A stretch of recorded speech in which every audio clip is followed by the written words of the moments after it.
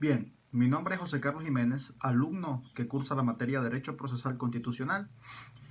y esta es una exposición para referirme a los aspectos históricos más relevantes y a la definición del derecho procesal constitucional. Dada la limitación del tiempo, debemos hacer una exposición en sentido amplio, en lato sensu, para establecer los aspectos más específicos del derecho procesal constitucional. En primer lugar, debemos decir que hay muchas definiciones doctrinales del derecho constitucional y del derecho procesal constitucional. El derecho constitucional, como todos lo sabemos, es indudablemente el conjunto de normas jurídicas que regulan el funcionamiento de los poderes públicos, las garantías constitucionales, los derechos fundamentales, los deberes ciudadanos. En definitiva, todas esas normas de derecho público que se interpretan de manera restrictiva y en sentido restringido, que garantizan el funcionamiento de las instituciones, la adecuación del derecho público para el contacto de las instituciones con el ciudadano, con el individuo, regulan la soberanía, regulan, en definitiva, los aspectos y las áreas medulares de cualquier Estado o nación, compuesto, por supuesto, por su territorio, su población y sus instituciones políticas o su poder institucional. Partiendo de esta premisa, debemos referirnos al derecho procesal constitucional. El derecho procesal constitucional, partiendo de un compendio de definiciones doctrinales, podemos decir que es esa rama del derecho público o que es la rama del derecho constitucional, que se refiere específicamente a tres áreas neurálgicas: a la preeminencia y a la supremacía jerárquica de la Constitución dentro del ordenamiento jurídico, entendiendo que el ordenamiento jurídico es dinámico, interactúa, es variable, etcétera, etcétera.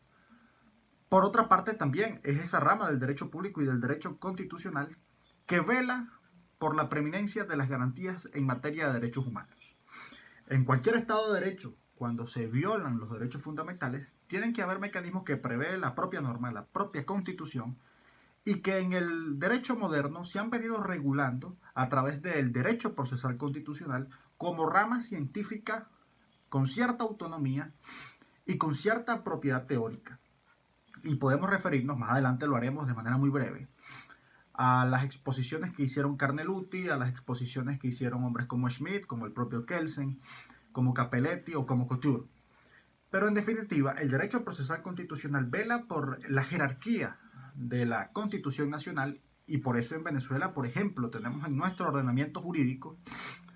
normas tales como las que establecen el control de constitucionalidad, tanto difuso como concentrado, las atribuciones de la Sala Constitucional, creada desde 1999, etc. Esas vertientes que son de estricto orden público y de carácter eminentemente público, parten de esa rama del derecho público y del derecho constitucional, que es el derecho procesal constitucional, como aquellos mecanismos que se activan tanto de oficio como por el ciudadano para velar por la preeminencia jerárquica de la Constitución por encima de las leyes, por la vigencia y la eficacia de los derechos fundamentales, de las garantías, etcétera, etcétera, etcétera.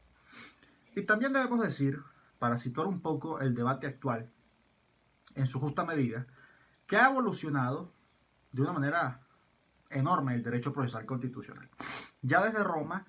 hay vestigios del derecho constitucional, de las instituciones básicas, tanto en la monarquía como en el Senado, como en el imperio,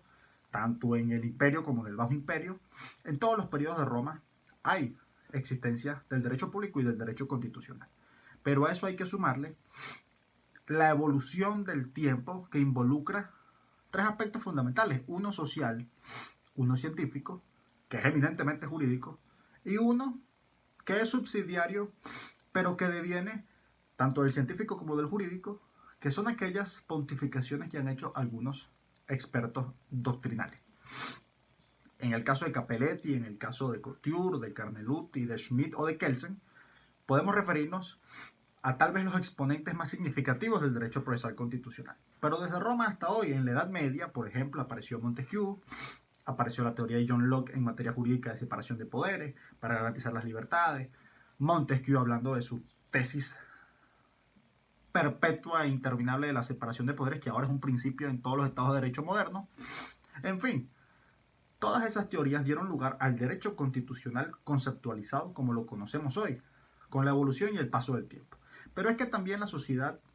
hace que las variaciones jurídicas se produzcan a través de las dinámicas y de los cambios constantes que experimentan todas las sociedades. En el caso de ese condimento, ese elemento, ese aspecto social que motiva la existencia del derecho procesal constitucional y su evolución hasta su conceptualización dogmática, que es lo que hemos tenido en los últimos años